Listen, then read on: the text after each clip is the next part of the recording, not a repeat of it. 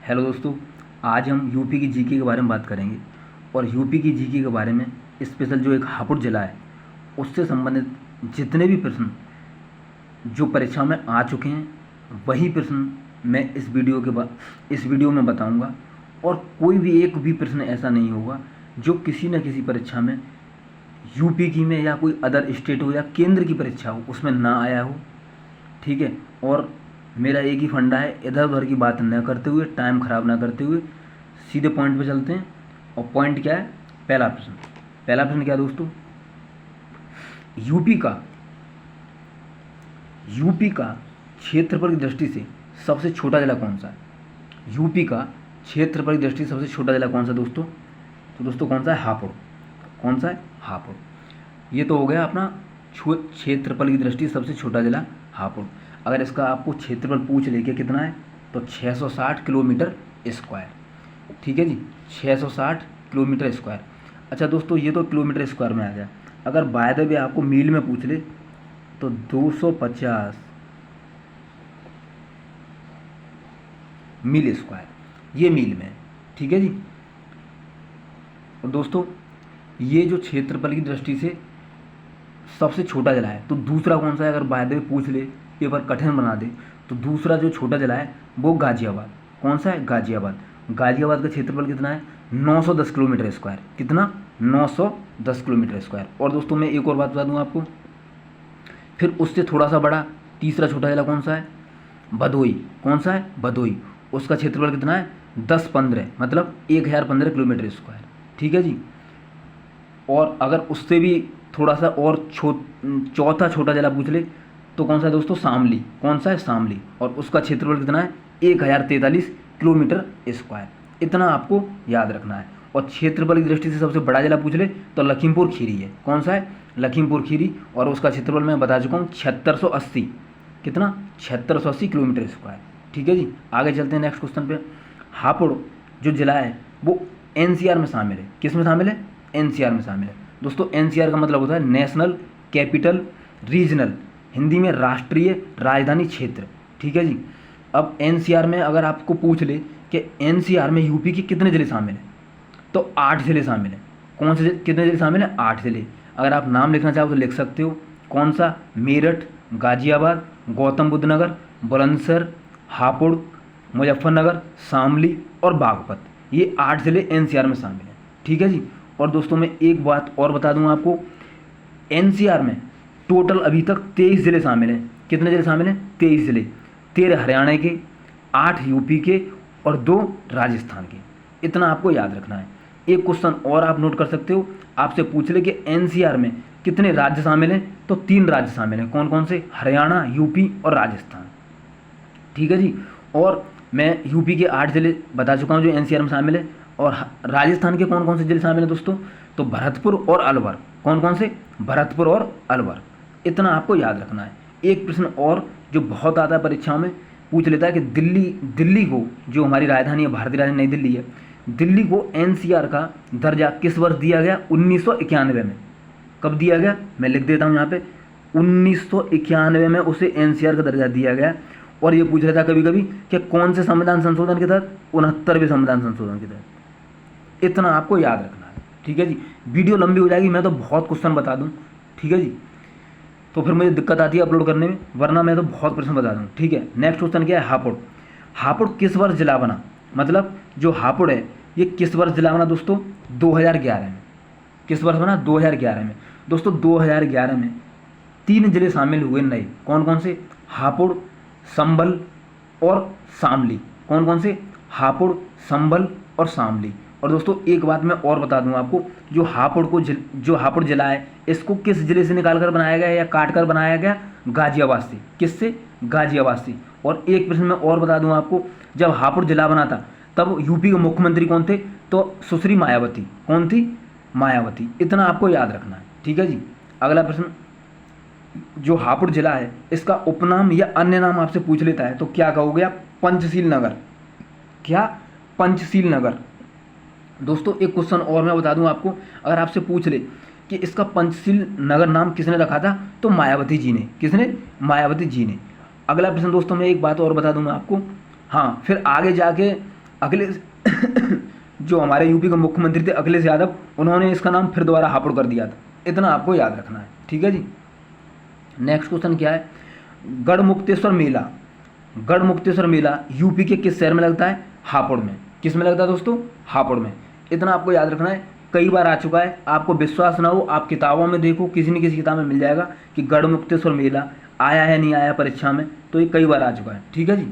अगला प्रश्न, मैं गूगल पे कॉपी पेस्ट नहीं करता हूँ, किताबों से छांटता हूँ, कई किताबों से छांटता हूँ, कम मैं ये क्वेश्चन बनाता हूँ। चाहे कम क्वेश्चन पढ़ो, वो क्वेश्चन पढ़ो जो पेपरों में आते हैं, 100 क्वेश्चन पढ़ लो, 200 क्वेश्चन पढ़ लो किसी जिले के बारे में, एक भी पेपर में ना आए तो बेकार है। कूड़ा कबाड़ा मत पढ़ो, इसलिए मैं कह रहा हूँ, मैं बार बार अपनी वीडियो में यही कहता हूँ, कूड़ा कबाड़ा मत पढ़ो, कम खाओ अच्छा खाओ। बहुत से कहते हैं ना गाँव के लोग, कम खाओ अच्छा खाओ, तो वो हिसाब है। तुम 10-20 रोटी खा रहे हो, सूखी रोटी चबा रहे हो, क्या मतलब है? अरे घी से चुपड़ के खाओ ना अच्छे से, ठीक है जी। तो कम क्वेश्चन पढ़ो जो पेपर में आते हैं, उन्हीं को पढ़ो, उन्हीं से सिलेक्शन होता है। कूड़ा कबाड़ा पढ़ने से सिलेक्शन नहीं होता। आप किसी की भी मोटिवेशनल लाइन ले लो, कोई भी IAS अधिकारी हो, कोई भी, उससे पूछ लो। तो दिल्ली के जो उप मुख्यमंत्री हैं और शिक्षा मंत्री हैं, कौन है? मनीष सिसोदिया। कौन है दोस्तों? मनीष सिसोदिया। दिल्ली के जो उप मुख्यमंत्री और शिक्षा मंत्री मनीष सिसोदिया का जन्म कहाँ पे हुआ दोस्तों? पिलखुआ में। कहाँ पे हुआ? पिलखुआ। और ये पिलखुआ क्या है दोस्तों? एक कस्बा है। क्या है? कस्बा। और ये किस जिले में आता है? हापुड़ में। इतना आपको याद रखना है, ये बहुत इंपॉर्टेंट प्रश्न है, जबकि ये दिल्ली के मुख्यमंत्री, उप मुख्यमंत्री हैं और शिक्षा मंत्री हैं, और इनका जो जन्म कहाँ पे हुआ था? पिलखुआ में। और पिलखुआ एक कस्बा है, वो किस में आता है? हापुड़ में। इतना आपको याद रखना है, ठीक है जी। आगे चलते हैं। जो प्रदेश मतलब यूपी का प्रथम सैटेलाइट टाउन, सैटेलाइट से टाउन जो कस्बा है यूपी का प्रथम सैटेलाइट टाउन कौन सा बना था? तो पिलखुआ बना है। कौन सा? पिलखुआ। सैटेलाइट से लेस होने वाला मतलब जो टाउन है, कस्बा है, वो कौन सा? टाउन मीन्स क्या होता है? कस्बा। तो कौन सा बना है दोस्तों? पिलखुआ।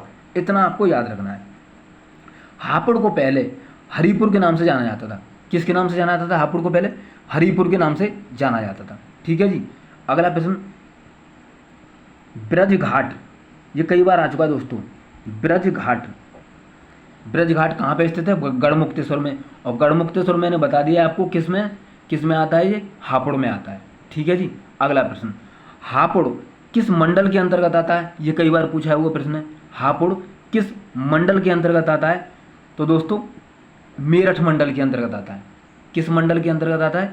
मेरठ मंडल के अंतर्गत आता है। इतना आपको याद रखना है। अगला प्रश्न क्या है दोस्तों, जो मैं हर वीडियो में बताता हूँ, जानकारी के लिए, एक्स्ट्रा जानकारी के लिए, पेपर में ना आए कोई बात नहीं, बट हमें फिर भी जानकारी होनी चाहिए।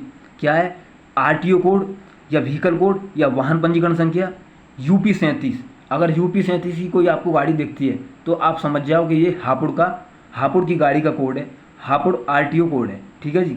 अगला प्रश्न, हापुड़ किसके लिए फेमस है?